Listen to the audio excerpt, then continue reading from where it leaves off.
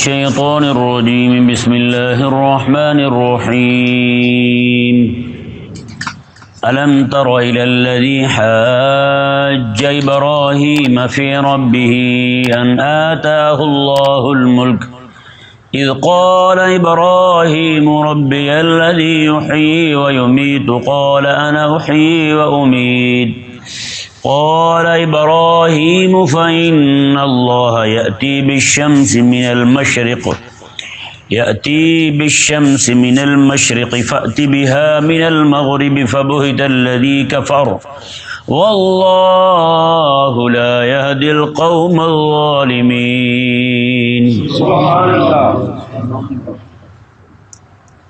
پچھلی آیت کریمہ میں اللہ تبارک و تعالی نے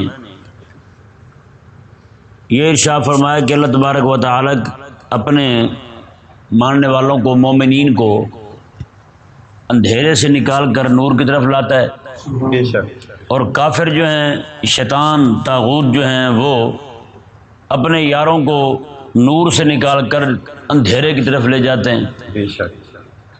تو اس پورے رکوع میں اللہ تبارک و تعالی نے دو اہم مثالیں بیان فرمائیں کہ اللہ تعالی اندھیرے سے نور کی طرف کیسے لے جاتا ہے، اور شیطان اور طواغیت جو ہیں وہ نور سے اندھیرے کی طرف کیسے لے جاتے ہیں. ایک تعلق یہ ہوا اس پورے رکوع کا پچھلے مضمون کے ساتھ، اور دوسرا جو ہے وہ تعلق یہ ہے کہ پیچھے اللہ تبارک و تعالیٰ نے جہاد کرنے کا اور جہاد کے لیے مال خرچ کرنے کا حکم دیا. جی، اس پورے رکوع کے اندر جو تین قصے بیان ہونے جا رہے ہیں، ایک قصہ شیطان، کافر، پلید لوگ جو ہیں وہ نور سے اندھیرے کی طرف کیسے لے جاتے ہیں، ان کا، اور اس میں بھی تذکرہ موت کا ہے، اور آگے جو دو قصے بیان ہو رہے ہیں ان میں بھی تذکرہ موت کا ہے. تو اس میں یہ بیان کر دیا گیا، واضح کیا گیا کہ مرنا تو ہے ہی ہے، کہ نہیں؟ تو بندہ کیوں نہ جہاد میں مرے؟ مرنا تو ہے ہی ہے، تو پھر کیوں نہ بندہ مال جمع کر کے ایسے ہی جناب اپنے آپ کو، مال کو بعد میں وبال بنا جائے، تو کیوں نہ وہ مال جو ہے وہ اللہ تبارک و تعالیٰ کے دین کے لیے، اللہ تبارک و تعالیٰ کی راہ میں اس کے جہاد کے لیے دے دے. جی، یہ یعنی کہ دو طرح کے تعلق جو ہیں وہ پیچھے. اور تیسرا تعلق اس پورے رکوع کا وہ یہ بنتا ہے، کیونکہ اسلام کے اساسی عقائد جو ہیں وہ تین ہیں. سب سے پہلا عقیدہ توحید ہے، پھر عقیدہ نبوت ہے، پھر عقیدہ معاد یعنی قیامت کے دن اٹھنا. انک لمن المرسلین سے عقیدہ رسالت بیان ہوا، عقیدہ نبوت بیان ہوا. آیت الکرسی میں رب تبارک و تعالی نے آیا وہ بیان کیا، عقیدہ توحید بیان کیا، اور یہاں پر اس پورے رکوع کے اندر عقیدہ آخرت یعنی مرنے کے بعد اٹھنا بیان ہو رہا ہے. چوتھا تعلق اس پورے رکوع کا پچھلے مضمون کے ساتھ یہ ہے کہ آیت الکرسی میں رب تبارک و تعالی نے فرمایا اپنے لیے الحی القیوم. اللہ تبارک و تعالی حی بھی ہے اور قیوم بھی ہے. جی، تو اس پورے رکوع کے اندر اللہ تبارک و تعالی اسی الحی القیوم کی توضیح فرمائے گا، اسی کی وضاحت ہوگی. یہ چار تعلق جو ہیں پچھلے مضمون کے ساتھ یہ روز روشن کی طرح واضح ہو گئے. اب دیکھیں یہ آیت مبارکہ، اللہ تبارک و تعالی نے سب سے پہلے اس بندے کی مثال بیان فرمائی جو نور سے اندھیرے کی طرف لے جاتا ہے، جو نور سے اندھیرے کی طرف لے جاتا ہے. حضرت سیدنا ابراہیم علیہ نبینا و علیہ السلام کے دور مبارک میں نمرود بدترین بادشاہ تھا عراق کا. کہاں کا؟ عراق کا بادشاہ تھا بابل. کئی بابل کہتے ہیں، بابل ابے کو کہتے ہیں. تو بابل یہ علاقہ تھا عراق کا. کربلا کی طرف جائیں تو راستے میں پڑتا ہے. تو یہ بابل علاقہ تھا. یہاں کا یہ اس کا آج بھی وہاں پہ محل موجود ہے، اس کی کھنڈرات ہیں، ٹوئے پڑے ہوئے ہیں، اور تھوڑے سے ٹیبے بھی موجود ہیں. تو یہ بادشاہ وہاں کا یہ اپنے آپ کو خدا کہلواتا تھا، اور جو بھی لوگ اس کے پاس آتے، جیسے ہمارے ہاں کسی کو سلام کرتے ہیں السلام علیکم، تو اسی آگے لوگ سجدہ کرتے تھے، اسے سجدہ کرتے تھے، اسے خدا کہتے تھے. اسی طرح کر کے چائنا میں ہوتا تھا، اور دوسرا قصہ رب تبارک و تعالیٰ نے قرآن میں ہی بیان فرمایا فرعون کا، کہ فرعونی جو ہے مصر کے اندر جو حاکم ہوتا تھا اسے رب اعلیٰ کہتے تھے، اور نعوذ باللہ من ذالک یہ نمرود جو تھا یہ بابل کے اندر یہ اپنے آپ کو اس پوری قوم جو ہے وہ تاروں کی پوجا کرتی تھی، اور تارے ان کا بھی تاروں میں بھی بڑا رب جسے کہتے تھے وہ سورج کو کہتے تھے۔ کسے کہتے تھے؟ سورج کو کہتے تھے، وہ رب اعلیٰ ہے۔ اور جو حاکم ہوتا تھا اسے سورج کا اوتار کہتے تھے۔ سورج اوتار، اوتار جیسے ہم مظہر کہتے ہیں نا، کہ فلاں فلاں کا مظہر ہے، فلاں میں فلاں دکھتا ہے، وہ یہی کہتے تھے کہ نعوذ باللہ من ذالک یہ جو اوتار ہے ہمارا یہ نمرود، یہ اوتار ہے سورج کا، اور سورج ہی خدا ہے کہ اسی نے ساری کائنات کو پیدا کیا ہے، نعوذ باللہ من ذالک۔ تو رب تبارک و تعالیٰ نے اس آیت کریمہ کے اندر اس نمرود کا، اس کی ربوبیت کے دعوے کا ابراہیم علیہ السلام کے ذریعے جو تار پور کھولا گیا نا اسے بیان فرمایا۔ سبحان اللہ۔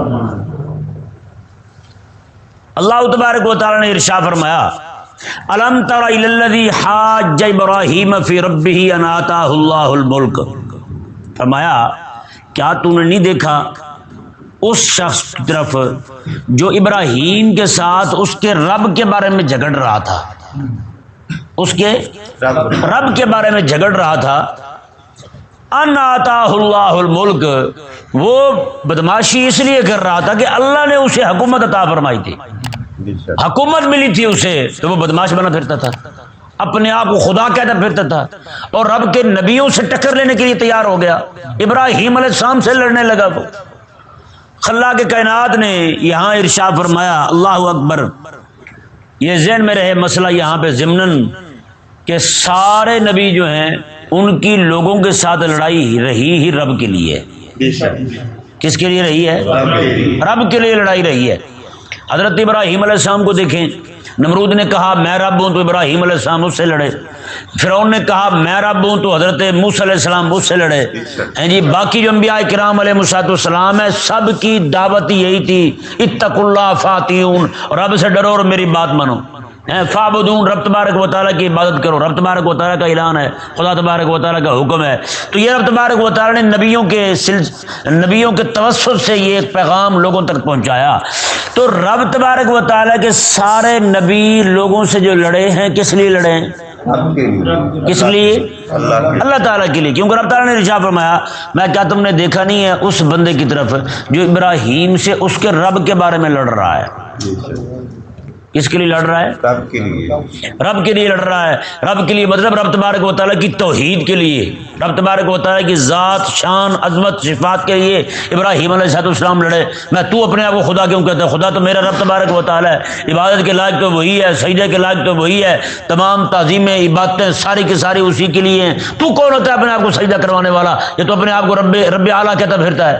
کیوں؟ ابراہیم علیہ السلام کی لڑائی ہے۔ کن کی لڑائی ہے؟ ابراہیم علیہ السلام کی لڑائی ہے، ابراہیم علیہ السلام کی دعوت ہے۔ ابراہیم علیہ السلام صرف ابراہیم علیہ السلام نہیں، حضرت آدم علیہ السلام سے لے کر میرے آقا علیہ السلام تک سب نبیوں کی دعوت یہی ہے، اور اسی دعوت کی وجہ سے ان کی لڑائی، اسی دعوت کی وجہ سے۔ اب بتائیں آقا علیہ السلام نے مکہ میں کیا کیا تھا؟ یہی نہیں کیا، دعوت یہی تھی نا حضور کی۔ آقا علیہ السلام نے مکے میں فرمایا، اللہ اکبر، قربان جائیں، آقا علیہ السلام نے مکے میں پتہ کیا فرمایا؟ آقا علیہ السلام لا الہ الا اللہ، قولوا لا الہ الا اللہ تفلحوا، آقا علیہ السلام نے فرمایا کہ لا الہ الا اللہ پڑھ لو کامیاب ہو جاؤ گے۔ یہ مکے کی دعوت ہے۔ تو مدینے میں دعوت کیا تھی؟ آقا علیہ السلام نے لا الہ الا اللہ پڑھ لو اور مجھ سے تمہارا خون بھی بچ جائے گا، تمہاری ہر چیز بچ جائے گی، تمہارا مال بھی بچ جائے گا، تمہارا خون بھی بچ جائے گا۔ یہ آقا علیہ السلام کی مدینے کی دعوت ہے۔ اور مکے کی دعوت سناتے ہو لوگوں کو، مکے کی مثالیں دیتے ہو، مدینے کی مثالیں کیوں نہیں دیتے؟ یہاں مکے میں آقا علیہ السلام نے تلوار نہیں اٹھائی تو فرمایا حضور نے لا الہ الا اللہ پڑھ لو، صرف پڑھنے سے کامیاب ہو جاؤ گے۔ اور مدینے میں کیا فرمایا حضور نے؟ باقی بھی سارے احکامات دیے اور آقا علیہ السلام لا الہ الا اللہ پڑھ لو تو مجھ سے اپنا سارا کچھ بچا لو گے. ہاں وگرنہ میں اپنے رب تبارک و تعالیٰ کے حکم پر پھر آقا علیہ السلام نے عہد بھی بپا کیا، بدر بھی پھر آقا علیہ السلام حنین بھی تشریف لے گئے، اتنا سفر کر کے پھر آقا علیہ السلام مدینے سے تبوک کا سفر بھی حضور نے کیا. سبحان اللہ. کیسی بات ہے جی، اللہ اکبر کبیرہ. تو یہ دیکھیں رب تبارک و تعالیٰ کے نبیوں کی لڑائی، رب تبارک و تعالیٰ کے نبیوں کی جد و جہد وہ رب تبارک و تعالیٰ کی توحید کے لیے ہے. کس لیے ہے؟ رب تعالیٰ کی توحید کے لیے ہے. اور رب تبارک و تعالیٰ نے جو لوگوں پر عذاب نازل کیے وہ کس لیے تھے؟ یہ تفسیر ناموس رسالت میں بڑی وضاحت کے ساتھ ہم یہ بیان کر چکے ہیں کہ انہوں نے جب وہ شرک کر رہے تھے نا، شرک پر عذاب نہیں آیا، انہوں نے شرک کیا، رب نے نبی بھیجا سمجھانے کے لیے. انہوں نے جب رب کے نبیوں کی بے ادبی کی تو رب نے عذاب بھیجا، رب نے عذاب بھیجا.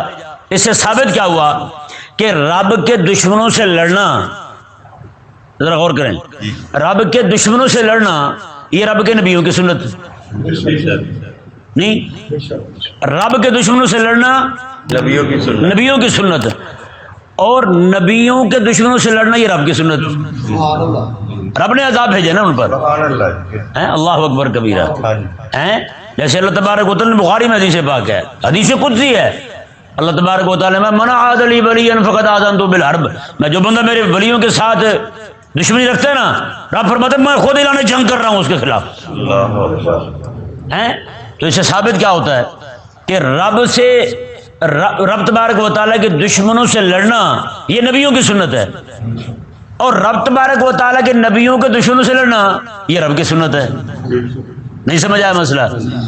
اب بتائیں کتنے مولوی ہیں بیچارے، کتنے پیر ہیں بیچارے، کتنے مسلمان ہیں بیچارے بھولے بھالے ہیں جو نہ رب کے لیے لڑ رہے ہیں نہ رب کے نبیوں کے لیے لڑ رہے ہیں. رب کے دشمنوں سے لڑنا رب تبارک و تعالیٰ کے نبیوں کی سنت، نبیوں کے دشمنوں سے لڑنا یہ رب کی سنت. یہ دونوں سنتیں جس بندے میں نہ ہوں یار وہ بھی کوئی بندہ ہے. جو بندہ ان دونوں سنتوں میں کسی ایک پر بھی عمل نہ کر رہا ہو، آج بندے کے گھر کے ساتھ مشرک رہتا ہو، زندگی ساری کبھی اس کی اس توحید پر لڑائی نہ ہوئی ہو، جب بھی لڑائی ہوئی ہو ختم پہ، درود پہ، 11ویں پہ، ان چیزوں پہ لڑائی ہوئی ہو. ختم درود بھی اسی کو کہتے ہیں، وہ ختم کو کہتے ہیں. تو بتائیں بھائی وہ کس کھاتے کا مسلمان ہے؟ الم تر الی الذی حاج ابراہیم فی ربہ، ابراہیم علیہ السلام اتنے حوصلے والے، اور آپ کا نام اس بات پہ دلالت کرتا ہے آپ اتنے شفیق تھے، اتنے کریم تھے، اتنے با اخلاق تھے، باوجود اس کے رب تبارک و تعالیٰ کی توحید کی جب بات آئی نا جی، آپ نے سب سے پہلے یہ دعوت کا کام اپنے گھر سے شروع کیا. اپنے چچے کو پکڑا، اس کا ہاتھ پکڑا جو بت بنا کے بیچے کرتا تھا، بت گھر تھا، وہ سانے تھا بتوں کا، بت بناتا تھا، بنا کے خود پھر ان سے مانگتا تھا تو ہی دے دے مجھے کچھ. تو وہ سب سے پہلے اسے ٹوکا، اس کے بعد پھر اپنی قوم کو ٹوکا. یہ عوامی دعوت تھی. پہلے دعوت وہ تھی جو گھر کی دعوت تھی، دعوت بیتی، پھر دعوت عمومی، لوگوں کو جا کے دعوت دی عوام کو. اس کے بعد جا کے تیسرا درجہ ابراہیم علیہ السلام کی زندگی میں آیا کہ آپ بادشاہ تک جا پہنچے. حاکم کے پاس جب گئے ابراہیم علیہ السلام، اب دعوت یہ لوگوں تک پہنچی نہیں جی، تو لوگوں نے جا کے شکایت کی، کہا کہ وہ ایک بندہ ابراہیم نام کا اٹھا ہے، وہ تو تجھے خدا ہی نہیں مانتا، اسے خطرہ لائق ہوا کہیں یہ نہ لوگ اس کے ساتھ مل جائیں، بابا میری حکومت جاتی رہے. اس نے بلایا ابراہیم علیہ السلام کو اپنے دربار میں. ابراہیم علیہ السلام نے میں بھی ٹھیک ہے ہم جائیں گے، کام تو ہمارا دعوت کے، اگر وہ خود ہی بلا رہا ہے تو ہم سنائیں گے وہاں جا کے بھی، وہاں جا کے بھی ہم سنائیں گے. اللہ اکبر. ابراہیم علیہ السلام جب وہاں پہنچے تو اس نے کہا تو جس خدا کی دعوت دیتا پھرتا، جسے رب کہلوانے کی کوشش کر رہا ہے، وہ کیا کرتا ہے؟ اس کی طاقت بتا، اس کی پاور بتا. ابراہیم علیہ السلام نے ارشاد فرمایا میرا اللہ وہ ہے جو مارتا بھی ہے اور جلاتا بھی ہے، جو مارتا بھی ہے جو جلاتا بھی ہے. آگے سے نمرود نے، ایک بندہ وہ تھا جس کو اس کی کورٹ نے، لاہور ہائی کورٹ نے، اس کی لاہور ہائی کورٹ نے یہ کہہ رکھا تھا اسے لٹکا دیں، اور اسی کی لاہور ہائی کورٹ نے کہہ رکھا تھا ایک بندے کو اسے چھوڑ دیں. اور اس نے دونوں کو بلایا، اس نے کہا ہاں جی یہ، اس نے کہا یہ بندہ واجب القتل ہے، اسے لٹکایا جائے گا. اس نے کہا اسے چھوڑ دو. دوسرا بندہ اس نے کہا اس کو معافی ہو گئی ہے، یہ بری ذمہ ہے، اس کو عدالت نے اتنے سالوں بعد باعزت بری کر دیا ہے اس کے مرنے کے بعد بھی، ایسے یہاں ہو جاتے ہیں، ویسے اسے زندگی میں کر دیا تھا، اسے باعزت بری کر کے مارا، یہاں مرنے کے بعد باعزت بری کرتے ہیں۔ تو اس نے کہا کہ اسے باعزت بری کر دیا گیا ہے عدالت کی طرف سے، کورٹ کی طرف سے، تو اس نے کہا کہ اس کی گردن اتار دو۔ یہ دو لچھن کرنے کے بعد ابراہیم علیہ السلام کو کہنے لگا ہاں دیکھا پھر، جو مرنے والا تھا اسے زندگی دے دی اور جو زندہ رہنے والا تھا اسے مار دیا میں نے، تو یہ کام تو میں بھی کر سکتا ہوں، یہ تو کام میں کرتا ہوں، یہ کام کرنا تیرے رب کی شان کیسے ہو گئی؟ اب اس احمق کو یہ نہیں سمجھ، یہ ذرا غور سے سنو نا اس بات کی تقریر کیا ہے۔ اب اس پاگل کو یہ سمجھ نہیں آئی، ابراہیم علیہ السلام نے بہت بڑی بات کی تھی اسے کہ میرے رب وہ ہے جو مارتا بھی ہے، جو جلاتا بھی ہے۔ اب اسے عقل ہوتی تو وہ سمجھ جاتا کہ میں خدا ہوتا تو ظاہری بات ہے مجھ سے پہلے بھی تو یہاں کو گزرا ہے، وہ اس کا باپ ہو یا کوئی اور بادشاہ ہو، یہ اس کی جگہ ہے، وہ بھی تو اپنے آپ کو رب کہلاتا تھا، تو پھر وہ کہاں ہے؟ وہ جو پہلا بنا تھا اسے ہی ہونا چاہیے تھا نا، یہ کیوں آ گیا؟ حضرت ابراہیم علیہ السلام نے اتنی بڑی بات کی، وہ پاگل تھا، پاگل سمجھتے بھلا کوئی بات کو، یا پھر جان بوجھ کے الجھا رہا تھا بات کو وہ، کیونکہ معاند تھا، اناد تھا اس کے اندر، تو اس لیے اس نے وہ بات ماننے کی طرف نہیں آیا۔ آگے سے اس نے کٹ ہوئی کرتے ہوئے دو بندوں کو بلا لیا، اس نے کہا دیکھو، اب اس پاگل کو یہ نہیں سمجھ کہ یہ زندہ کرنا یہ نہیں ہے، وہ تو زندہ چھوڑنا ہے، اسے زندہ کرنا تو وہ ہوتا ہے جس میں جان ہی نہ ہو اس کے اندر جان ڈال دینا ہے، یہ ڈیکس پڑا ہے اس کے اندر جان آ جائے، یہ زندہ کرنا نا، جی بالکل کہ نہیں؟ یہ اینٹ ہے، یہ پتھر ہے، اس کے اندر جان آ جائے، یہ زندہ کرنا ہے۔ ایک زندہ بندے کو چھوڑ دینا، ٹھیک ہے چلا جاتا ہوں، یہ زندہ کرنا کیسے ہو گیا بتائیں؟ زندہ بندے کو مار دینا، یہ مارنا بندے کے بس میں نہیں ہے، کہ نہیں؟ اور بندے کا عجز تو وہاں ظاہر ہوتا ہے کہ ظاہری سبب ہے گلا کٹنا، کٹنے کے بعد بھی اس کے بس میں ہو کہ اس کی روح نہ نکلے، پھر تو مانے کہ اس کو قدرت ہے۔ جب یہ بات ہی نہیں، قدرت کی بات آئی تو بات یہ ذہن میں رکھیں، عربی کا ایک علماء کی کتابوں میں یہ بات موجود ہے، القدرت بالضدین، ضدین ضاد کے ساتھ، قدرت جو ہوتی ہے نا وہ ضدین کے ساتھ ہوتی ہے۔ کس کے ساتھ ہوتی ہے؟ ضدین کے ساتھ ہوتی ہے۔ جیسے مثال کے طور پر ایک بندہ بیٹھا ہے، وہ کھڑا ہی نہیں ہو سکتا، وہ کھڑا ہی نہیں ہو سکتا، تو آپ اسے یہ نہیں کہہ سکتے کہ یہ بیٹھنے پر قادر ہے، یہ بیٹھنے پر قادر ہے، کہ نہیں سمجھ پڑا مسئلہ؟ آپ یہ نہیں کہہ سکتے کہ یہ بیٹھنے پر قادر ہے، کیوں؟ بیٹھنے پر قادر تو تب ہوتا، یہ اٹھنے پر قادر ہوتا، یہ اٹھنے پر قادر نہیں ہے تو لہذا بیٹھنے پر قادر ہے نہیں ہے، یہ بیٹھنے پر مجبور ہے۔ قادر ہونا اور شاید، کیونکہ قدرت کا تعلق ضدین کے ساتھ ہے۔ سمجھ پڑ رہا ہے مسئلہ؟ یہ بڑا اہم مسئلہ ہے۔ یہ لوگ مراقبہ بیٹھے ہیں، انہوں نے سمجھ کو نہیں، تو عثمان نے سمجھ نہیں، ٹیک لائی بیٹھا ہے، تو بھی ٹیک چھوڑا حضرت صاحبہ کی کر رہے ہیں، اللہ دے بندہ پتر ٹیک لا کے نہیں سنی دوندا۔ ہاں علماء نے بیان کیا ہے کہ عالم سنے ذرا، بوڑھے ہوں مجبوری ہے ان کی، وہ مسئلہ نہیں، عالم جو ہے نا، عالم ٹیک لگا کے بیٹھے ہوں مفتی صاحب، ان سے مسئلہ نہ پوچھا جائے، کیونکہ ٹیک لگانے کی وجہ سے سستی پڑ سکتی ہے، کچھ اور پڑ سکتا ہے، انہیں کچھ بھی ہو سکتا ہے، ذہن جو ہے نا اس میں اضمحلال آ سکتا ہے کسی بھی طرح کا، تو میں کچھ پوچھو گے وہ ہاں نہ میں جواب دے دیں گے، بعد میں آپ حرام میں مبتلا ہو جائیں، پھر کیا بنے گا آپ کا؟ تو اس لیے ضروری ہے کہ جب بالکل بیٹھے ہوں، ایکٹیو ہو کے بیٹھے ہوں، جو ایکٹیو کلاس بولتے ہیں، ایکٹیو ہو کے بیٹھے ہوں تب مسئلہ پوچھا جائے، کہ نہیں؟ اچھا جب عالم کے لیے ضروری ہے کہ وہ ٹیک لگا کے نہ بیٹھے ہوں، تو پھر جو بیچارہ سن رہا ہو بہشتی زیور وہ ٹیک کیسے لگا سکتا ہے؟ تو بچے اس طرح نہ کیا کریں، آپ جوان بندے ہیں۔ دیکھیں جی، تو میں بیان کر رہا تھا آپ کے سامنے بھی، قدرت جو ہے وہ ضدین کے ساتھ ہوتی ہے۔ کس کے ساتھ ہوتی ہے؟ ضدین کے ساتھ ہوتی ہے۔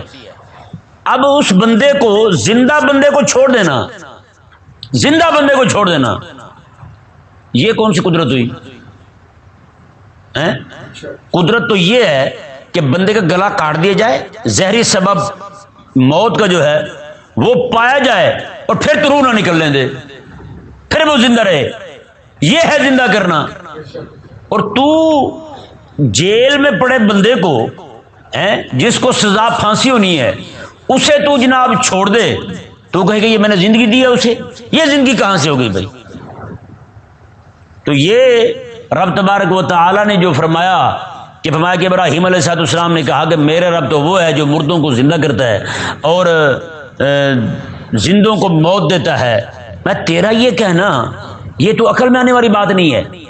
اچھا مزے کی بات دیکھیں، حضرت سیدنا ابراہیم علیہ نبینا و علیہ السلام نے جب اسے فرمایا، آپ نے فرمایا، اچھا یہاں پہ ایک بات اور رہ گئی، بڑی ضروری غور کرنے والی بات تھی، ابھی میرے ذہن میں آئی تھی تھوڑی دیر پہلے، کہ اللہ تعالیٰ نے ارشاد فرمایا انا آتاہ اللہ الملک۔ اللہ تبارک و تعالیٰ نے جب ابراہیم اتنا بیان کر دیا گیا، ابراہیم علیہ السلام کی ٹکر کس سے ہوئی تھی، تو بات بیان ہو گئی، نمرود سے ہوئی تھی، ہے نا، نمرود سے ٹکر ہوئی تھی، تو یہ بات یقینی طور پر معلوم ہے کہ نمرود سے ٹکر ہوئی تھی۔ لیکن رب تبارک و تعالیٰ نے یہ جو فرمایا نا آتاہ اللہ الملک، اللہ نے اسے حکومت دی تھی، ملک دیا تھا۔ اللہ اکبر، یہ بہت بڑی بات ہے۔ اللہ تبارک و تعالیٰ کے قرآن کا منہج دیکھیں، رب یہ فرما رہا ہے کہ میں نے تو انعام کیا اس پر، اسے حکومت دی، میری ہی حکومت لے کر، میری طرف سے میری ہی نعمت لے کر میرے دشمن بن گیا، میری ہی نعمت لے کر، مجھ سے ہی حکومت لے کر وہ دشمن بن گیا، میری ہی توحید کا منکر ہو گیا، میرے ہی ابراہیم کے سامنے کھڑا ہو گیا۔ آتاہ اللہ الملک کا مطلب یہی ہے، یہ مقصد یہی ہے یہاں پہ آتاہ اللہ الملک لانے کا۔ الم تر الذی حاج ابراہیم فی ربہ ان آتاہ اللہ الملک، اللہ نے اسے ملک دیا تھا، وہ میرے دشمن بن گیا، میرے سامنے کھڑا ہو گیا، میرے مقابلے آ کے اپنے آپ کو رب اعلیٰ کہنے لگ گیا۔ وہ اس کا مطلب کیا ہے؟ رب فرماتا ہے جس پر میں انعام کروں اس کو یہ باتیں زیب نہیں دیتی، وہ یہ حرکتیں نہ کرے۔ آج جو لوگوں کے پاس جمگٹھا ہے، پیروں کے پاس ہے، تو ان کو یہ بات زیب نہیں دیتی کہ وہ دین کے دشمنوں کے ساتھ کھڑے ہو جائیں، وہ چاہے کرما والے ہوں چاہے شرک پور والے ہوں، ان کو یہ بات زیب نہیں دیتی کہ وہ دین کے دشمنوں کے ساتھ کھڑے ہو جائیں، ان کو یہ بات زیب نہیں دیتی کہ ختم نبوت کے محافظین پر گولیاں چلانے والوں کے ساتھ کھڑے ہو جائیں، وہ چاہے جناب ملتان کے پیر ہوں چاہے شاہ نمرود ہو چاہے کوئی پیر ہو، اس کو یہ بات زیب نہیں دیتی۔ رب تبارک و تعالیٰ نے لوگوں کے دل تمہاری طرح موڑے تھے، تمہارا کام نہیں بنتا تھا کہ قوم کے سارے عزت اکٹھی کر کے دین کے دشمنوں کے قدموں پہ قربان کر دو، تمہیں یہ بات زیب نہیں دیتی۔ نہ آتا اللہ الملک، رب تبارک و تعالیٰ نے فرمایا، اس سے ثابت ہوا کہ جس بندے کے پاس چار پیسے آ جائیں، عزت دولت شہرت، یہ چار چیزیں پانچ چیزیں آ جائیں اس کے پاس، تو پھر وہ رب تبارک و تعالیٰ کی دی ہوئی طاقت کو رب کے دشمنوں کے لیے، دشمنوں کے خلاف استعمال کرے، نہ کہ رب تبارک و تعالیٰ کے دشمنوں کے صف میں کھڑا ہو کے رب کا دشمن بن جائے۔ بتائیں بھائی، آج جو مولوی پیر جنہیں رب تبارک و تعالیٰ نے عزت دی، چار لوگ ان کے ساتھ ہیں تو وہ بدماشیاں کرتے پھرتے ہیں، کبھی وہ اہل اسلام کی عزت کو جناب کافروں کے پاؤں میں رولتے ہیں، کبھی دین دشمنوں کے پاؤں میں رولتے ہیں، کبھی کہیں بیٹھتے ہیں کبھی کہیں بیٹھتے ہیں۔ میں حقیقت کہتا ہوں ایسا بندہ کوئی پیر نہیں ہے، آپ مان جائیں میری بات کو، ایسے بندے پیر نہیں ہیں، بالکل پیر نہیں ہے۔ پیر کہتے ہیں رہنما کو، پیر کہتے ہیں رہبر کو، اور جس بندے کا اپنا رہبر شیطان خان جیسا ہو، جس کا اپنا رہبر جو ہے وہ چور اعظم ہو، سارق اعظم ہو، جس بندے کا اپنا رہبر جو ہے بے نظیر کا بنت لبون ہو، بنت لبون زرداری کا پٹھا، جس کا وہ رہنما ہو، تو بتائیں کیا بنے گا لوگ بیچاروں کو، عوام بیچاری کا کیا بنے گا؟ تو خدا کے لیے باز آ جائیں، اس کا پیر طریقہ تو وہ ہے، اس کا پیر طریقہ تو وہ ہے،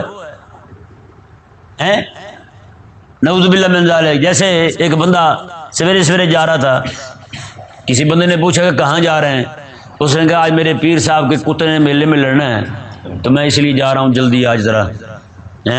تو میں نے کہا یار دیکھو کیسی عجیب بات ہے، مرید کی توجہ پیر کی طرف ہے کہ پیر مجھے کامیاب کروائے گا، اور پیر کی ساری توجہ کتے کی طرف ہے کہ نہیں؟ مرید کی توجہ پیر کی طرف، پیر بڑا کرنے والا ہے، بعد میں پتہ چلا پیر ہرنے والا ہے، پیر کی اپنی ہرنیاں خراب ہوئی ہیں۔ مرید کی توجہ پیر کی طرف ہے اور پیر کی توجہ کتے کی طرف ہے۔